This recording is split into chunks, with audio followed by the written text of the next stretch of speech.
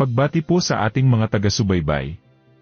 Welcome po dito sa Senior Watch PH, ang inyong kaagapay sa mga pinakabagong balita at updates tungkol sa mga programa at serbisyo ng pamahalaan para sa ating mga senior citizens, pensioners, at kanilang pamilya. Sa episode na ito tatalakayin natin ang tungkol sa Senior Citizen Booklet. Bagong balita lamang po.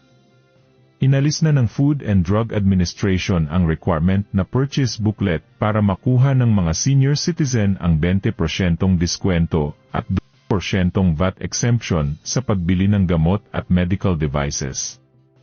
Ayon sa FDA Circular numero 2025-005 na inilabas noong Setyembre 4, alinsunod ito sa DOH Administrative Order No. 2024-0017 na nagsasabing hindi nakasaad sa batas na kailangan ang booklet.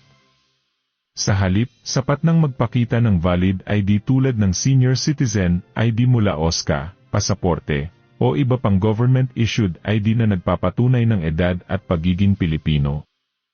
Para sa mga reseta, kailangan pa ring ipresenta ang kumpletong doctor's prescription na may detalye ng pasyente at ng gamot. Pinaalalahanan ng FDA ang lahat ng establishmento na obligadong magbigay ng 20% diskwento at porsyentong VAT exemption sa mga senior citizens basta't makumpleto ang kinakailangang dokumento. Huwag kalimutan, sa pagbili ng gamot at medical devices, ipakita lang ang iyong kahit na anong ID at hindi na kailangan ng senior booklet. Maraming salamat po sa inyong panonood at pakikinig. Muli, ito ang Senior Watch PH, naghahatid ng makabuluhang balita at totoong impormasyon para sa bawat senior citizen at kanilang pamilya. To God be the glory.